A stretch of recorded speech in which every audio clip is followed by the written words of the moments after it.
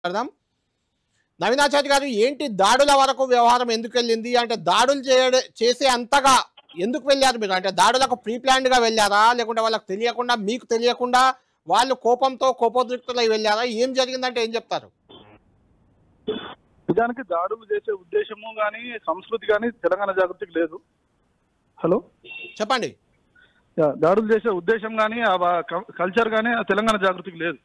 కాకపోతే ఇక్కడ జరిగింది ఏంటంటే వెళ్ళిన వాళ్ళు కేవలం నిరసన కోసం మాత్రమే పోయిండ్రు, ధర్నా కోసం మాత్రమే పోయిండ్రు.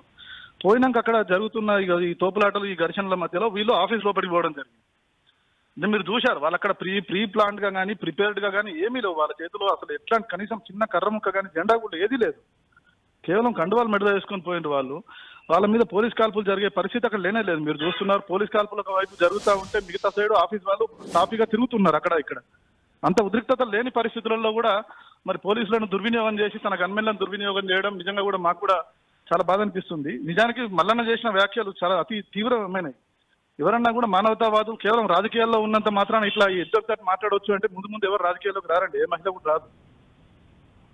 ఖచ్చితంగా ఇది ఖండించాల్సిన విషయం. దురదృష్టవశాత్తు ఏ మీడియా కానీ ఏ సంస్థ కానీ నిన్న ఆయన అంటూనే ఉన్నాడు, మిగతా వాళ్ళు పడుతూనే ఉన్నారు. దాన్ని ఎవరు కూడా ఇప్పటిదాకా ఖండించలేదు. ఖండించకపోగా ఇవాళ జరిగిన ఇన్సిడెంట్ మీద నిజంగా విక్టిమ్ కార్డ్ ఆయన ప్లే చేస్తున్నాడు. అక్కడ ఉన్న రక్తం మరకలు కానీ ఏదన్నా కూడా మా కార్యకర్తలు వాళ్ళకి ఆఫీస్ లో ఎవరికి కూడా చిన్న గాయం కూడా కాలేదు. నవీన్ గారు, తీన్మార్ మల్లన్న కవిత గారిని ఉద్దేశించి చేసిన వ్యాఖ్యలు ఖచ్చితంగా తప్పే, ఖండిస్తున్నాం మేము కూడా, అందులో అనుమానమే లేదు. ఒక మహిళను ఉద్దేశించి అలా మాట్లాడకూడదు. అయితే తీన్మార్ మల్లన్న చేసిన తీన్మార్ మల్లన్న కానీ కాంగ్రెస్ నేతలు కానీ అసలు బీసీ రిజర్వేషన్లకి కవిత గారికి ఏంటి సంబంధం అనే ఒక ప్రశ్న మీకు వస్తుంది. దానికి ఏం చెప్తారు? బీసీ రిజర్వేషన్ల మీద ఇవాళ కొత్తగా ఎత్తుకున్న నినాదం కాదు, 2 సంవత్సరాల నుంచి చేస్తూ ఉన్నాం. నిజానికి అప్పటికి ఇంకా జీవో లేదు, బిల్లు లేదు, ఆర్డినెన్స్ లేదు, ఏదీ లేదు. గతంలో కూడా దాదాపు రెండు వారాల కింద అనుకుంటాను కాంగ్రెస్ వాళ్ళే చెప్పిండ్రు. కాంగ్రెస్ వాళ్ళు ఏం చెప్పిండ్రు, మేము ఎలక్షన్లు ఇది బిల్లు వితౌట్ బిల్లే పోయేటట్టున్నాము అని చెప్పి వాళ్ళ మంత్రులే మాట్లాడినటువంటి సందర్భం. మంత్రులు మాట్లాడితే అప్పటికప్పుడు వీళ్ళు నష్ట నివారణ చర్యలు చేసి వాళ్ళని కట్టడి చేసింది. మీరు అట్లా మాట్లాడకండి, అట్లా ఇస్తే మనకు బీసీలలో నెగటివ్ అవుతుంది అని చెప్పి. దాని తర్వాత కూడా బిల్లు కేంద్రానికి పంపిరు, కేంద్రంలో పెండింగ్ ఉన్నది. తమిళనాడుకు సంబంధించి కూడా చాలా రోజుల నుంచి కూడా బిల్లులు చాలా వరకు పెండింగ్ ఉన్నాయి. ఈ పరిస్థితి లోపల ఎట్లా సాధ్యమవుతుందని మనం ప్రశ్నిస్తూ ఉన్నాం. దాదాపు ఇప్పటికీ దాదాపు 3 నెలల దగ్గరలో ఉన్నాం మనము. ఇప్పుడు నిన్న కాక మొన్న 3 రోజుల కింద వాళ్ళు ఆర్డినెన్స్ అనే నిర్ణయం తీసుకున్నారు. మరి ఆర్డినెన్స్ ఇచ్చేదే ఉంటే మేము పార్టీల పరంగా ఇస్తామని కాంగ్రెస్ వాళ్ళు ఎట్లా చెప్పారు, పార్టీల వారీగా మేము రిజర్వేషన్లు ఇస్తామని ఎట్లా చెప్పారు? చట్టమే వచ్చేది ఉంటే ఒకటి. రెండోది, ఆర్డినెన్స్ ఇస్తామని ముందెందుకు చెప్పలేదు? మీరు ఆర్డినెన్స్ ఇచ్చే ఉద్దేశమే ఉంటే ఒకవేళ బిల్లు లేట్ అయితే ఆర్డినెన్స్ ఇస్తామని ఎందుకు చెప్పలేదు?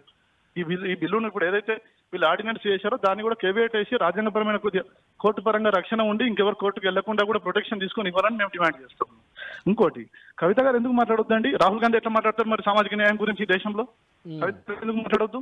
అంబేద్కర్ కేవలం దళితుల గురించి మాట్లాడిందా? మిగతా అనగారిన వర్గాలు అందరి గురించి మాట్లాడలేదా? రాజకీయంలో ఉన్నప్పుడు మొత్తం సమాజం మీద ఒక దృష్టి ఉండాలి కదా. కేవలం ఒకటే అంశం వాళ్ళకి సంబంధించింది ఏదో మరి వీళ్ళనే ఎజెండా సెట్ చేయమనండి. నవీన్ గారు, సమాజం మొత్తం గురించి మాట్లాడొద్దంటే నవీన్ గారు ఇప్పుడు అంటే ఇదే కారణమా తీన్మార్ మల్లన్నకి కవిత గారికి మధ్య వివాదానికి? ఇదే కారణమా? ఎందుకు అడుగుతున్నా అంటే తీన్మార్ మల్లన్న కూడా బీసీల రాజ్యాధికారం అంటూ ఆయన సభలు సమావేశాలు పెడుతున్నారు.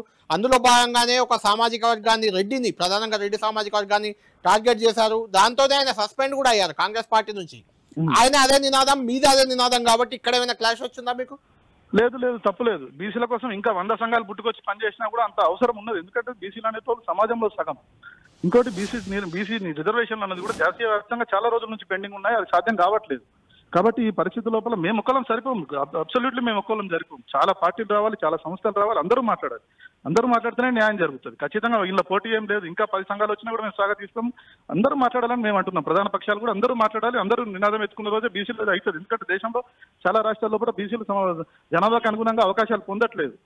దాంట్లో ఎట్లాంటి పోటీ లేదు. ఆ వ్యాఖ్యల మీద మాకు ఆయన కార్యాచరణ మీద మాకు ఎట్లాంటి అనుమానం లేదు. కానీ నిన్న చేసినటువంటి వ్యాఖ్యలు చాలా డెరోగేటరీ కామెంట్స్. ఒక్క నిమిషం నవీన్ గారు, మీరు లైన్ లో ఉండండి. నవీన్ ఆచార్య గారు లైన్ లో ఉన్నారు. నవీన్ గారు, బీసీలు అంతా ఏకమవుతున్నారని, కావాలని దాన్ని డీవియేట్ చేయడానికి కవిత గారు రంగంలోకి వచ్చారనేది తీన్మార్ మల్లన్న టీం సభ్యుడు చంద్రశేఖర్ చెప్తున్నమాట. మొదటిది, మేము 1.5 years నుంచి ప్రోగ్రాంలు చేస్తున్నాం. ఇప్పటికీ పెద్ద లిస్ట్ ఆఫ్ ప్రోగ్రామ్స్ చేసినాం, అది మీ అందరు చూస్తూ ఉన్నారు. ఒకటి. రెండోది, మాట్లాడిన వ్యక్తి ఎవరో కానీ వాళ్ళు అంటున్నది ఏంటంటే రాజకీయపరమైనటువంటి విషయాలు మాట్లాడుతూ ఉంటారు.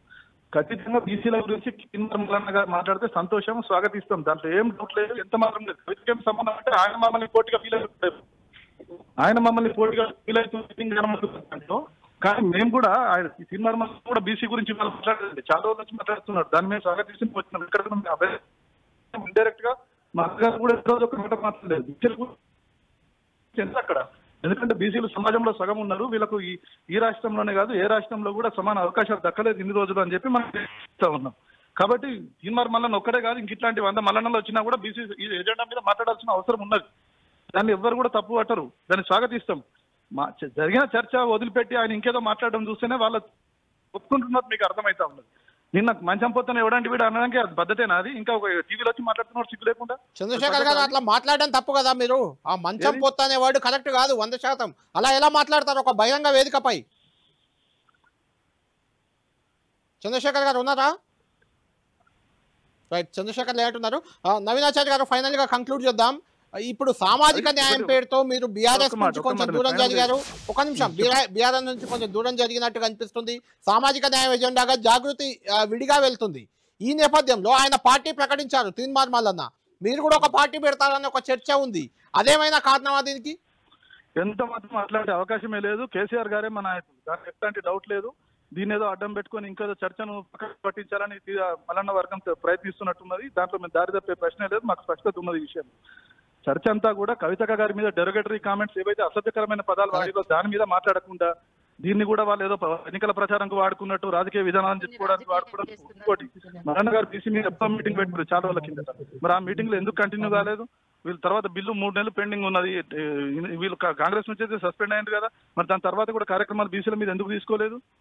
ఇవాళ ఆర్డినెన్స్ వచ్చింది అనుకోండి, ఆర్డినెన్స్ కు ముందు ఎందుకు వీళ్ళు ఆర్డినెన్స్ కోసం ధర్నాలు అవి ప్రోగ్రాంలు చేయలేదు? మల్లన్ననే కాదు, ఇంకా 100 మంది వచ్చినా కూడా అవసరం ఉన్నది. సమాజంలో సగం ఉన్న బీసీలకు దేశంలో ఎక్కడ కూడా న్యాయం దక్కలేదు. మండల కమిషన్ వచ్చే వరకు కూడా కాంగ్రెస్ తొక్కిపెడుతూ వచ్చింది. ఇందిరాగాంధీ టైంలో వచ్చినటువంటి మండల కమిషన్ ను తొక్కిపెడితే దాన్ని మళ్ళా వీపీ సింగ్ మధ్యలో రాజీవ్ గాంధీ తొక్కిపెడితే తర్వాత వీపీ సింగ్ వచ్చిన తర్వాత అది చట్టంగా మారింది. మనందరికీ తెలుసు, కాలేడ్కర్ కమిషన్ ను తొక్కిపెట్టింది ఎవరు? నెహ్రూ కాదా? ఇవాళ మనం ఏదో కొత్త సూత్రాలు చెప్పి చర్చను పక్కదో పట్టించడం కరెక్ట్ కాదు. మా అభ్యంతరం వల్ల కూడా ఆయన మాట్లాడిన మాటల మీద అది ఖచ్చితంగా నిరసించదగ్గది. దురదృష్టవశాత్తు మీడియా కూడా ఇవాళ చర్చ జరుగుతుంది, కానీ నిన్న ఆయన మాట్లాడింది ఒక ఎమ్మెల్సీతో మాట్లాడడం తప్పని ఏ మీడియా అనలేదు. అది దురదృష్టకరం. అంటే నవీన్ గారు మనం చాలా సార్లు చూసాము ఇలాంటి మాటలు రాజకీయాల్లో సభల్లో అక్కడిక్కడ మాట్లాడుతూ ఉంటారు. కాకుంటే ఇక్కడ ఏంటంటే ఇష్యూ అయింది కాబట్టి ఇప్పుడు అది వెలుగులోకి వచ్చింది. కానీ ఆయన చాలా సభలు పెట్టారు, చాలా మాటలు మాట్లాడారు, ఎవరు పట్టించుకోలేదు. దాన్ని పక్కన పెడదాం. నవీన్ గారు, మీ కార్యాచరణ బీసీ రిజర్వేషన్ పై ఎలా ఉండబోతుంది? ఖచ్చితంగా ఇది అమలయ్యే అవకాశం మీకు కనిపిస్తుందా? ఎందుకంటే కాంగ్రెస్ పార్టీ కార్యకర్తల కంటే కూడా ఎక్కువగా సంబరాలు జాగృతి చేసింది. అంటే మీకు అంత నమ్మకం ఉందా కాంగ్రెస్ పార్టీ అమలు చేస్తుంది అని? కాంగ్రెస్ పార్టీ కన్నా కూడా ఎక్కువ మేము కార్యక్రమాలు చేసినామండి. ఈ 2 years లో మీరు మా సీక్వెన్స్ ఆఫ్ ప్రోగ్రామ్ చూడండి. కనీసం వారానికి ఒక పెద్ద ప్రోగ్రామ్ ఒక జిల్లాలో చేశారులేండి. కాబట్టి ఖచ్చితంగా దాన్ని సెలబ్రేట్ చేసుకుంటాం కదా. విజయాన్ని సెలబ్రేట్ మార్పులు చేర్పులు ఏదైనా అవసరం ఉంటే కూడా డిమాండ్ చేస్తా ఉన్నాం. ఇప్పుడు కూడా ఆర్డినెన్స్ ఇచ్చారు, దానికి కేబినెట్ సపోర్ట్ ఇస్తుందని చెప్పి అడుగుతున్నాము. దాంతోపాటు సెంట్రల్ గవర్నమెంట్ కూడా డిమాండ్ చేయండి, కేంద్ర మంత్రులు ఇక్కడ ఉన్నారని అడుగుతున్నాము. విజయాలను సెలబ్రేట్ చేసుకుంటాము. ఇంకా రావాల్సిన సంపూర్ణ విజయం మీదనే దృష్టి పెడతాము. ఆ దిశగా రాష్ట్రంలో కేంద్రంలో అధికారంలో ఉన్న పార్టీల మీద ప్రెజర్ బిల్డప్ చేస్తాం. థ్యాంక్ యూ నవీనాచార్య గారు.